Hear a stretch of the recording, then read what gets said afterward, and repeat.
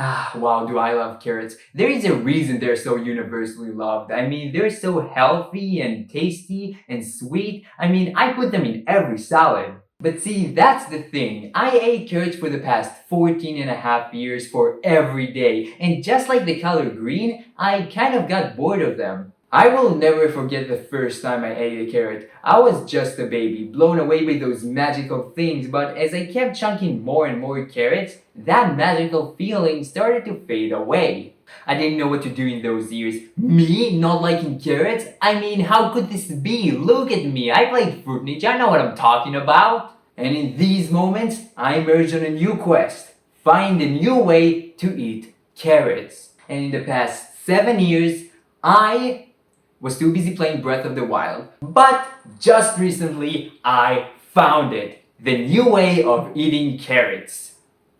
Use a fucking hair dryer. One of the most casual genres in gaming is farming games. Literally everybody can just pick up a controller and start growing potatoes. These games are relaxing, require barely any skill, grindy and drag on forever. If you never played any farming game in your life and only played Call of Duty, there is a big chance that you'll question these games' existence. But that's the thing. People like these games. There is nothing more satisfying than getting loads of money after you sold tulips for 3 hours. That's also the reason why people like RPGs. The reason Animal Crossing sold so much in 2020 is because everyone was at home and had nothing to do besides playing video games. And what kind of game do you need in a time like this? Doom Eternal! Games like these exploded in that time period, but what's weird is that after that we saw way too many farming games. Here, you'll manage a farm passed down to you by your father. Plant seeds, then cultivate. Enrich your farm to help your character flourish. Till the land, sow seeds, water crops. Cultivate crops and care for monsters. Cozy my ass, I just wanted to explode some demons with a shotgun, damn it. I already hate when companies follow or sometimes even straight up copy others just because they are successful. Don't get me wrong, I get why they do that and everybody likes to ride on these big waves, but I really hate that if a game is successful enough, most studios will follow its way for the next 5 years, making no one special. It doesn't have to be all bad though. We barely have any 3D platformers nowadays, so seeing Astrobot wins Game of the Year means that we will probably see more and more games of that genre. But even then, why copy the farming genre out of anything else? These games are known for being super long and grindy. I bet that most people playing these games aren't willing to try new games and stick with what they know, especially when they have so much more they can do. Just take a look at Stardew Valley, which takes 170 hours to complete. In that time, I could beat Bowser's Fury 170 times. The farming genre got burned. We've got so many games with the likes of Animal Crossing and Stardew Valley that it feels like the whole genre is centered around 2 big ones and all the other games that no one cares about. So guess what game we are looking at today? Super Mario Galaxy is one of my favorite games of all time. It came out in 2007 and it really is... We're not talking about Super Mario Galaxy today.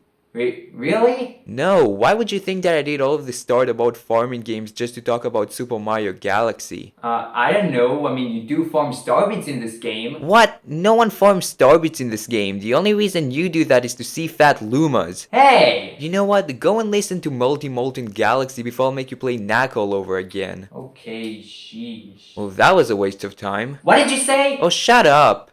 So we all like Stardew Valley, right? That was an ethical question. The answer is yes. Well, what if we mix that with Doom? It will definitely be interesting. I should probably shut my mouth.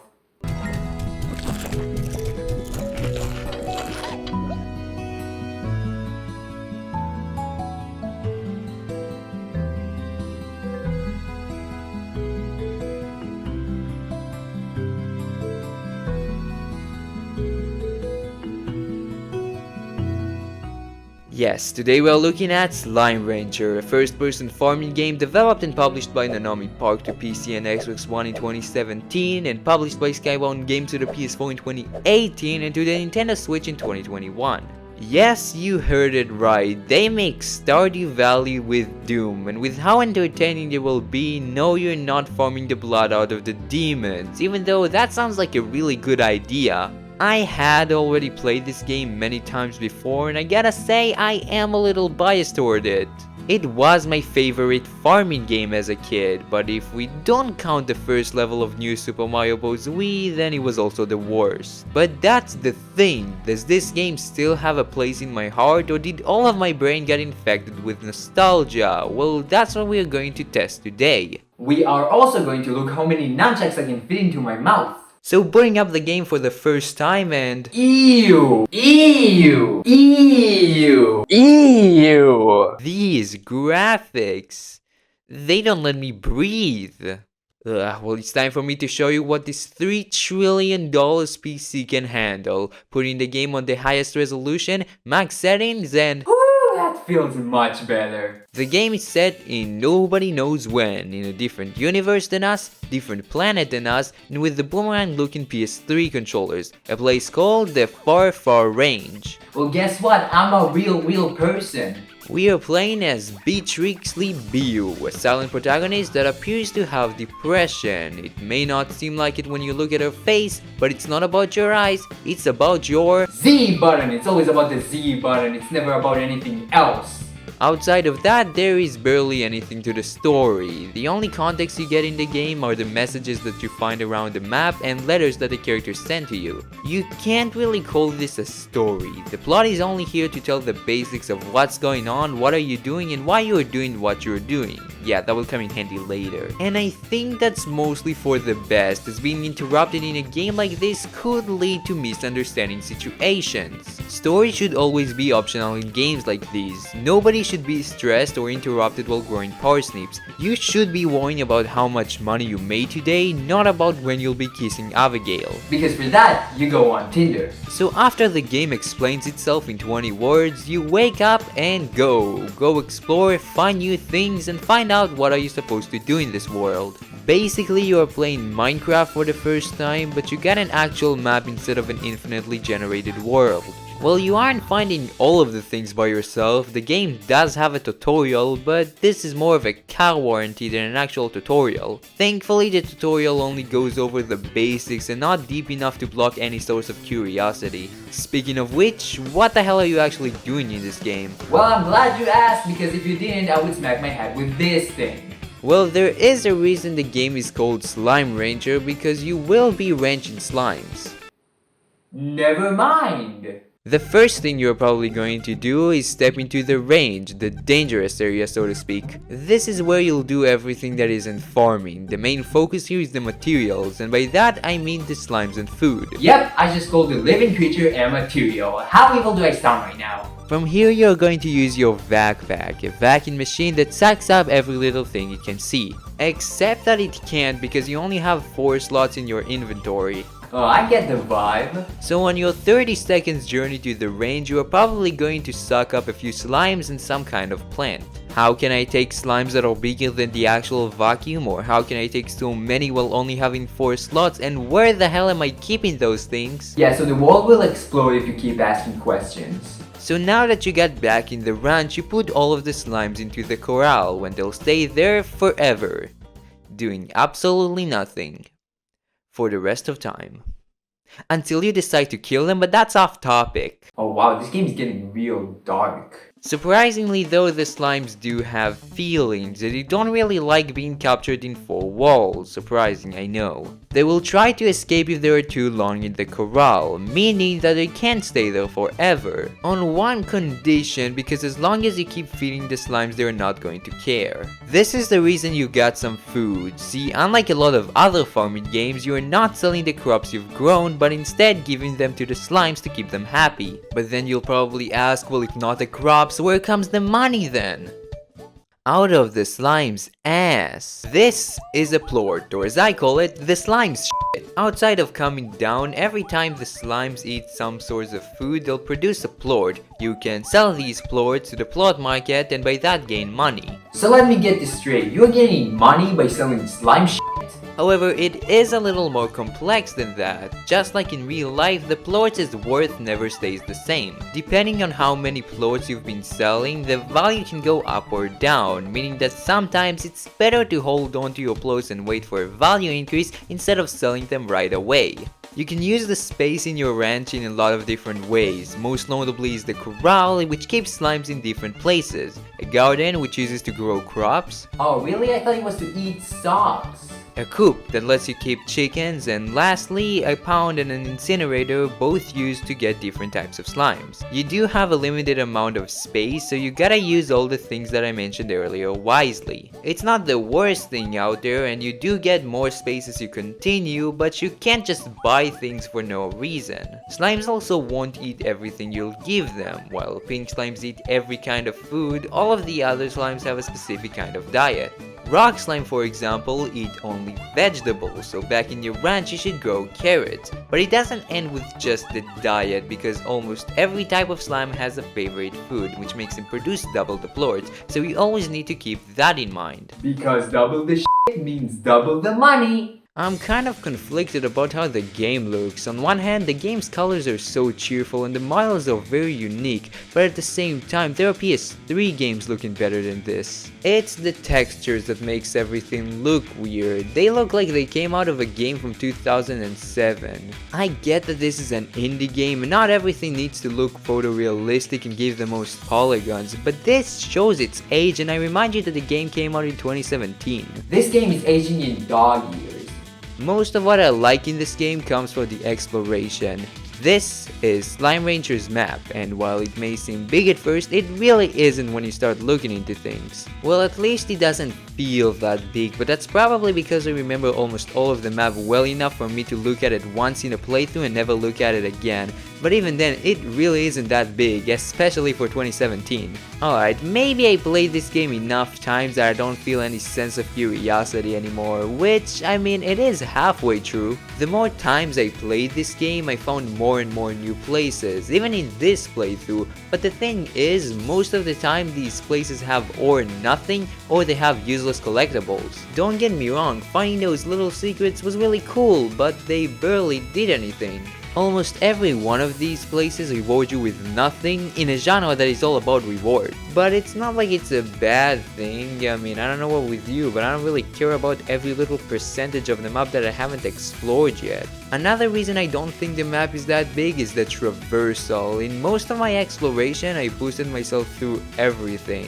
You run stupidly fast in this game. I don't know why they did it, but I sure as hell like it. You do have limited energy, but as you keep progressing, you'll be able to upgrade it further. Another super necessary ability that you would get in less than 30 minutes into the game is the jetpack. It uses your energy to hover around for some time. While I don't think that it breaks the whole game, it's definitely necessary. You get all of those upgrades through, well, the upgrade shop. You need to spend your money wisely. Almost everything in the game has multiple upgrades to choose from, so especially in the early game, it's better to spend the money on things you really need, rather than spending your money on more and more PS4 controllers.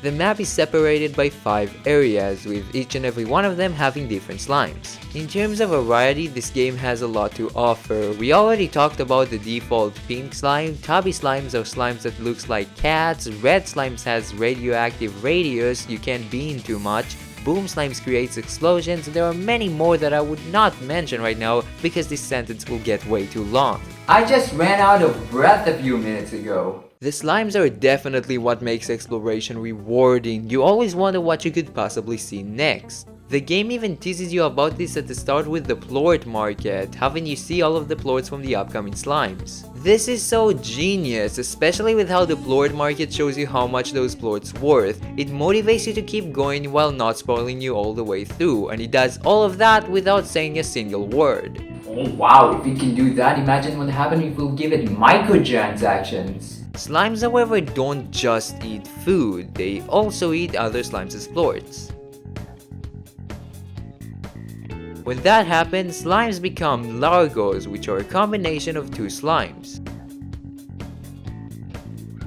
Largas produce both of the slime's originated plorts. To put it simply, if we combine a red slime and a tubby slime and give him something to eat, he will produce both a red plort and a tubby plort. But it's not only about the plorts, because combining slimes to Largals also expands their diet. For example, tubby slime only eat meats while red slimes only eat vegetables, but if we combine them into a Largo, it will be able to eat both meat and vegetables. That also means that if you give it his favorite food, it will produce double the plorts. You definitely want to have as many Largos as possible, but it does come with a dangerous cost. If a Largo eats another plort, it would turn into a tar. Because apparently you turn into the shit you eat.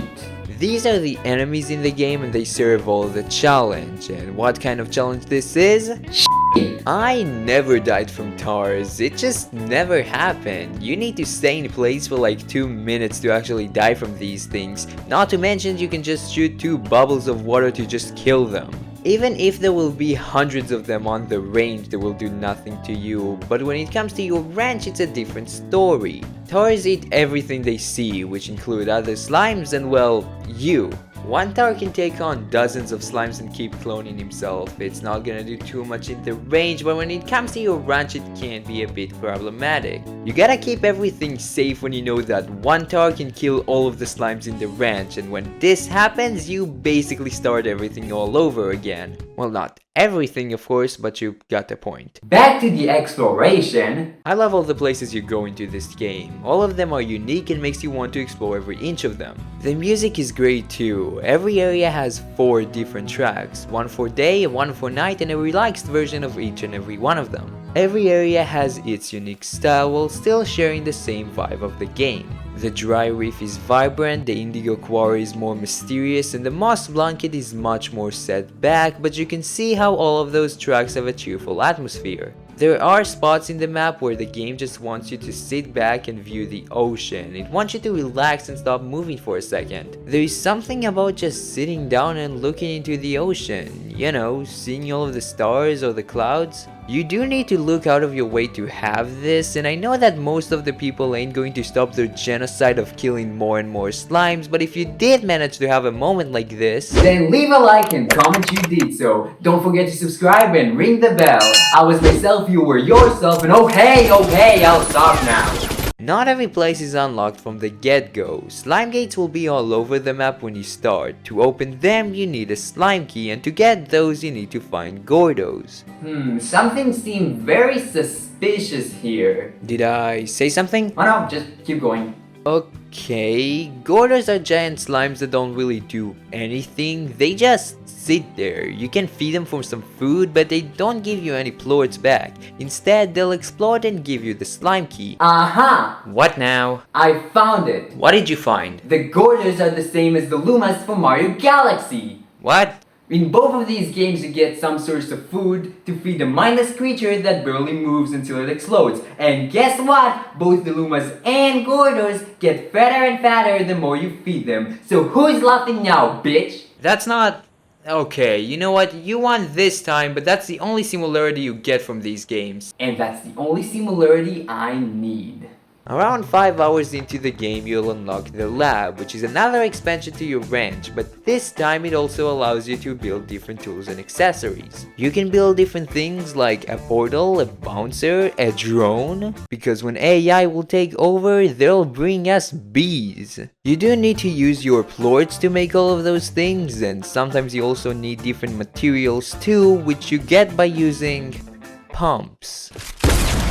Oh wow, you get some dirty thoughts. So I talked about how there isn't much to the story beyond some messages on the ground, but there are some more characters in the game. They're not the most in-depth characters in the world, and at first they only have requests from you, which at the core, yeah, no, these are only fetch quests. But if you do enough of these fetch quests, you get access to their part of the ranch, but the thing is, you can't use their space. I will give you this piece of bread, but only if you want to eat it. You need to do the minigame first. It's weird that you can only do the minigame after the fetch quest because I bet anybody wanted to do them in the first place. The minigames themselves are fine. I like the one when you raise the Quicksilver slimes and the one with the simulation when you need to identify and catch the glitch slimes, but the one when you need to collect this Koopa Doopa thing was just mid. All I've talked about until this point was about the adventure mode, but there are actually two other modes that I want to mention. Casual mode is basically the really easy difficulty of the game. It literally removes the towers from the game, and it's not like they will disappear when created, you just can't create any of them. Even if you shove it into their face, loggers just won't need any more plorts. Yeah, that's what happened when you don't give a meaning to my health bar. I do really like Rush mode. It's a speedrun when your goal is to get the most money in a limited amount of time. It isn't just a speedrun version of the adventure mode though, because there are some changes. You now start with all of your upgrades, the value of the plort stays the same, and you get a few tools at your disposal like drones and portals. The game feels way faster because of that. You unlock everything so fast, and overall it's really fun to try and get the high score. Still can't believe you get a score from selling slime shit, but what do you know, this world is mysterious. Slime Rancher gets a 9 out of 10. Definitely play this if you like farming games. It does have some grindy moments when you do nothing, but its exploration is gorgeous and it's definitely more unique and special than every Call of Duty game out there. Well, now it's time to show you the new way to eat carrots. The only thing you need to do is to put this in and...